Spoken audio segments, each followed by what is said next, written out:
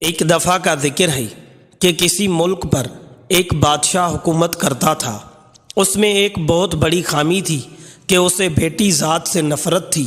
اللہ کی قدرت کہ اس کے ہاں پہلا بیٹا پیدا ہوا، اسے اپنا بیٹا اپنی جان سے بھی زیادہ عزیز تھا۔ بہت لاڈ اور پیار سے اس کی پرورش ہو رہی تھی۔ چند سال بعد ملکہ پھر امید سے ہو گئی۔ ولادت کے دن قریب تھے، لیکن بادشاہ سلامت کو کسی دوسرے بادشاہ کی دعوت پر ملک سے باہر جانا پڑا۔ جانے سے پہلے بادشاہ نے ملکہ کو حکم دیا کہ میں کہیں باہر جا رہا ہوں، اگر میرے آنے سے پہلے ولادت ہوئی، لڑکا ہوا تو ٹھیک، ورنہ لیکن اگر لڑکی ہوئی تو اسے ہلاک کر دینا۔ بادشاہ چلا گیا۔ چند ہفتے بعد اس کے ہاں ایک لڑکی کی ولادت ہوئی۔ اولاد ماں کو بہت پیاری ہوتی ہے۔ ملکہ رونے لگی، اے اللہ، اب میں کیا کروں؟ ولادت کے وقت جو دائی ملکہ کے پاس موجود تھی، ملکہ کی حالت زار دیکھ رہی تھی۔ اللہ نے اس کے دل میں رحم پیدا فرما دیا۔ اس نے ملکہ سے کہا، آپ دل چھوٹا مت کیجیے، میں یہاں سے سب کے سامنے بچی کو ہلاک کرانے کے بہانے سے لے جاؤں گی، پر میں یہاں سے اسے اپنے گھر لے جا کر پالوں گی۔ اگر آپ کسی طرح سے بچی کے لیے خرچ وغیرہ بھیجتی رہیں تو آپ کی بچی خوشحال اور آسودہ زندگی گزارے گی، ورنہ مجھ غریب کو جو نصیب ہوا اسے بھی پالنے کی کوشش کروں گی۔ ملکہ نے اسے سونا چاندی زیور وغیرہ بچی کے واسطے تھما دیے، بچی کو اس کے حوالے کیا۔ چند ہی لمحوں میں یہ بات محل میں پھیلا دی گئی کہ دائی نے بچی کو لے جا کر ہلاک کر دیا ہے، جبکہ دائی نے شہزادی کو اپنے گھر لا کر پورے ناز کے ساتھ اس کی پرورش شروع کر دی۔ جب بادشاہ اپنے سفر سے واپس آیا تو اسے یہی احوال سنایا گیا کہ آپ کے جانے کے بعد بچی کی ولادت ہوئی اور آپ کے حکم کے مطابق اسے ہلاک کر دیا گیا۔ بادشاہ اپنی بری عادت کے باعث مسکرایا۔ وقت گزرتا گیا، شہزادی بڑی ہوتی گئی۔ دائی نے لوگوں کے سامنے شہزادی کو اپنی نواسی ظاہر کیا۔ کبھی کبھار بادشاہ سے چھپ چھپا کے شہزادی کو محل میں لاتی اور ملکہ اپنی بیٹی کو دیکھتی تو اس کی ممتا کو کچھ قرار ملتا۔ وہ دائی کو سونا چاندی اپنی بیٹی کی اعلیٰ پرورش کے لیے دے دیا کرتی تھی۔ شہزادی کی پرورش بہت اچھے طریقے سے ہو رہی تھی، اس لیے شہزادی خوب قد کاٹ نکالی۔ خوبصورت تو تھی ہی، اس لیے جوان ہوتے ہی دنیا کے سامنے شہزادی نہ ہوتے ہوئے بھی شہزادیوں کی طرح دکھنے لگی۔ ایک دن بادشاہ کی سواری شہر سے گزر رہی تھی۔ اسی وقت شہزادی اور دائی بھی اسی راستے سے گزر رہے تھے۔ بادشاہ کی نظر شہزادی پر پڑی۔ پوچھا، کون ہے؟ وزیر نے کہا، بادشاہ سلامت، یہ اس بیچاری عورت کی نواسی ہے۔ بادشاہ نے حکم دیا، مجھے یہ بہت پسند آئی ہے، کل اس کے گھر میرے لیے رشتہ لے کر جانا۔ وزیر نے کہا، بادشاہ سلامت، جیسے آپ کا حکم۔ کیونکہ حقیقت کا قصہ کسی کو پتہ نہیں تھا، اس لیے دوسرے دن وزیر، وکیل وغیرہ دائی کے گھر بادشاہ کے لیے اس کی نواسی کا ہاتھ مانگنے گئے۔ اب دائی کے اوسان خطا ہو گئے کہ یا اللہ، اب کیا کروں؟ اس نے صاف انکار کرتے ہوئے کہا، میں ایک غریب عورت ہوں، میری نواسی بادشاہ کے لائق نہیں، اور نہ ہی بادشاہ کا کسی غریب کے ساتھ رشتہ جوڑنا صحیح ہے، اس لیے دوبارہ اس سلسلے میں میرے گھر مت آئیے گا۔ بادشاہ خود تو نہیں، لیکن دائی کے گھر بہت بار رشتہ بھیجا۔ سب نے دائی کی بہت منت سماجت کی، لالچ دی، دھمکی دی، لیکن دائی تھس سے مس نہ ہوئی۔ تب بادشاہ نے حکم دیا کہ دائی کو پکڑ کر خوب سزا دو تاکہ وہ رشتے کے لیے مان جائے۔ سپاہی دائی کو پکڑ کر بادشاہ سلامت کے سامنے لائے اور بادشاہ سلامت کے سامنے ہی اسے کوٹ کوٹ کر پیٹنا شروع کر دیا۔ سپاہیوں نے دائی کو کپڑے کی طرح نچوڑ کر رکھ دیا۔ بیچاری پہلے ہی 2 ہڈیوں پر کھڑی تھی، اتنی مار برداشت نہ کر سکی اور بادشاہ کے سامنے چیخ چیخ کر کہنے لگی، بادشاہ سلامت، یہ کوئی اور نہیں بلکہ آپ کی بیٹی ہے۔ میں نے اسے ہلاک کرنے کی بجائے لے جا کر اپنے گھر میں اس کی پرورش کی ہے۔ اب بادشاہ کو احساس ہوا کہ وہ کیا غلطی کرنے جا رہا تھا۔ خدا نے اسے اس عظیم گناہ سے بچا لیا۔ وہ اور زیادہ غصے میں آ گیا۔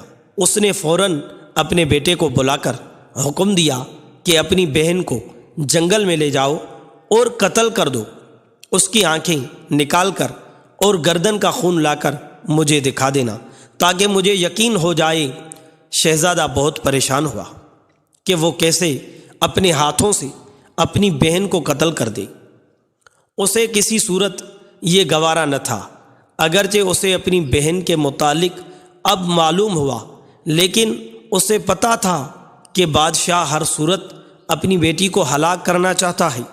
اگر اس نے شہزادی کو قتل نہیں کیا تو بادشاہ دونوں کو ہلاک کر دے گا۔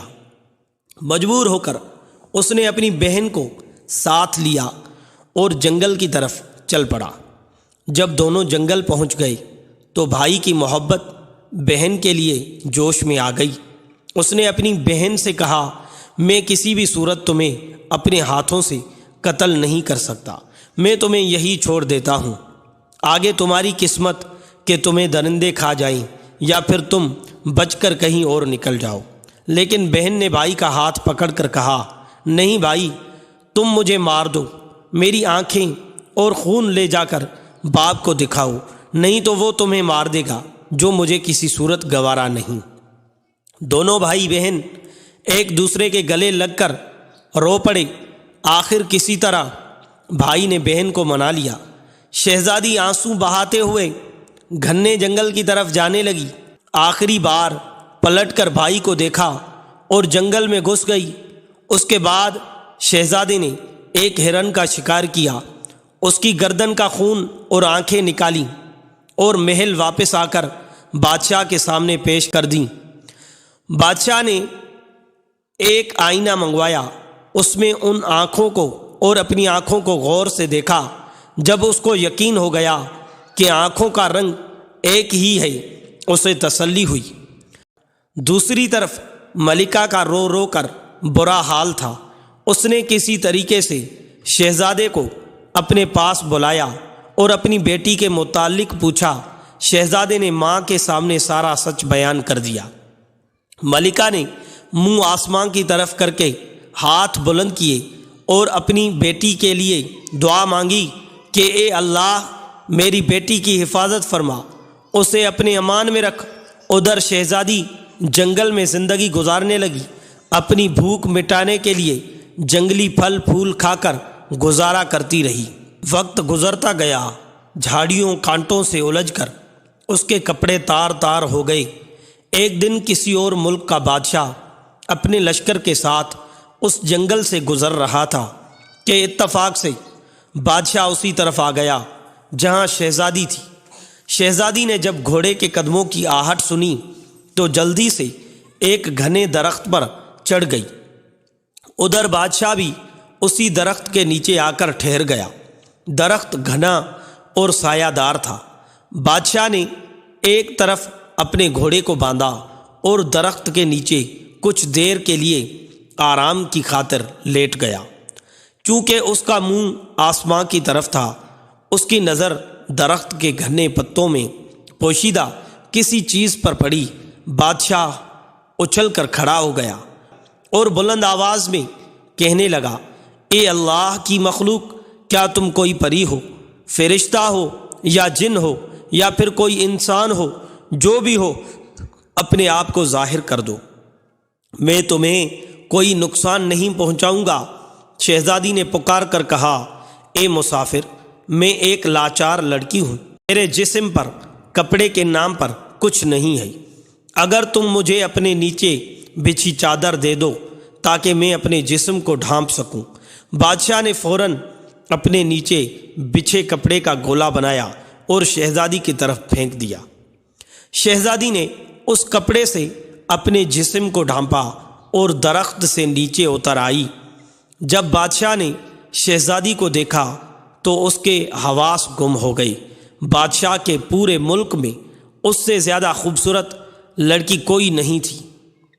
بادشاہ پورے دل و جان سے شہزادی پر فدا ہو گیا۔ اس نے شہزادی سے کہا، اگر تم برا نہ مانو تو میں تم سے نکاح کرنا چاہتا ہوں۔ وہ بھی ایسا ہی چاہتی تھی کہ جو اسے عزت دے۔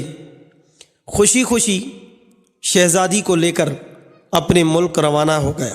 اپنے ملک پہنچتے ہی بادشاہ پہلے وزیر کے گھر پہنچا اور اس سے کہا کہ ایسا سمجھو کہ یہ تمہاری بیٹی ہے، میں کل تم سے اس کا رشتہ مانگنے آؤں گا اور نکاح کر کے اپنی امانت یہاں سے اپنے ساتھ لے جاؤں گا۔ وزیر نے کہا، بادشاہ سلامت، آپ پوری طرح تسلی رکھیے، یہ آپ کی امانت ہے اور میری بیٹی، جب آپ کا دل کرے اسے بیاہ کر لے جائیں۔ اگلے دن وکیل اور قاضی بادشاہ کا رشتہ لے کر وزیر کے گھر پہنچے۔ وزیر نے رشتہ کے لیے ہاں کر دی۔ 1-2 دن میں منگنی ہو گئی۔ بادشاہ شہزادی کے عشق میں سب کچھ بھول چکا تھا۔ جلد ہی شادی کا نیوتا بھیجا اور شہزادی کو بیاہ کر محل لے آیا۔ بادشاہ اور شہزادی دونوں اپنی شادی سے بہت خوش تھے۔ اس دوران بادشاہ نے شہزادی سے اس کے متعلق کچھ نہ پوچھا۔ چند سال بعد ان کے ہاں بیٹے کی ولادت ہوئی۔ بادشاہ بہت خوش تھا۔ اس نے شہزادی سے، جو اب ملکہ بن چکی تھی، کہا، اب جب کہ اللہ تعالیٰ نے ہم دونوں کو اولاد نرینہ سے نوازا ہے، تم اب ایک بیٹے کی ماں بن گئی ہو۔ اب مجھے بتاؤ کہ تم کون ہو، کس کی بیٹی ہو اور تمہارا تعلق کہاں سے ہے؟ شہزادی نے کسی طریقے سے بات کو ٹال دیا۔ وقت گزرتا چلا گیا۔ بادشاہ کے ہاں دوسرے بیٹے کی ولادت ہوئی۔ بادشاہ نے پھر اپنا سوال دہرایا۔ شہزادی نے پھر بادشاہ کو ٹال دیا۔ جب تیسرے بیٹے کی ولادت ہوئی تو اس موقع پر بادشاہ نے شہزادی کی حقیقت معلوم کرنے کے لیے بہت دباؤ ڈالا۔ آخر کار شہزادی مان گئی اور بادشاہ کو حقیقت بتائی کہ فلاں ملک کے بادشاہ کی بیٹی ہے۔ بادشاہ کو بیٹیوں سے نفرت تھی۔ اس نے کس طرح مجھے مارنے کا حکم دیا اور دائی نے کس طرح مجھے بچا کر اپنے گھر میں میری پرورش کی۔ بادشاہ نے کس طرح مجھے دیکھا، پھر کس طرح میرے بھائی کے حوالے کر کے قتل کرنے کا حکم دیا۔ میں جنگل میں زندگی گزارنے لگی، پھر آپ نے مجھے دیکھا، آپ مجھے اپنے ساتھ لے آئے اور مجھ سے شادی کر لی۔ عقل کو خواہش پر فضیلت حاصل ہے، کیونکہ عقل زمانے کو تمہارے ہاتھوں میں دے دیتی ہے، جبکہ خواہش تمہیں زمانے کا غلام بنا دیتی ہے۔ انسان کی سب سے بڑی پریشانی یہ ہے کہ انسان تقدیر سے بہت زیادہ مانگتا ہے اور وقت سے پہلے چاہتا ہے۔ پیسوں سے محبت نہ کیا کرو، سکون مل جائے گا۔ دعا پر بھی ضد نہ کرو، نامنظور دعا کا بھی اتنا ہی احترام کرو جتنا منظور دعا کا۔ اگر یہ فرق سمجھ نہیں آتا تو سکون قلب نہیں ملے گا۔ گھر میں خیر و برکت لانا چاہتے ہو تو گھر سے 2 چیزیں نکال دو۔ نمبر 1، گھر میں دیواروں پر لگی جانوروں کی نقش۔ نمبر 2، بلا مقصد گھر میں پالا ہوا کتا۔ ان کی وجہ سے خیر و برکت کے فرشتے نہیں آتے۔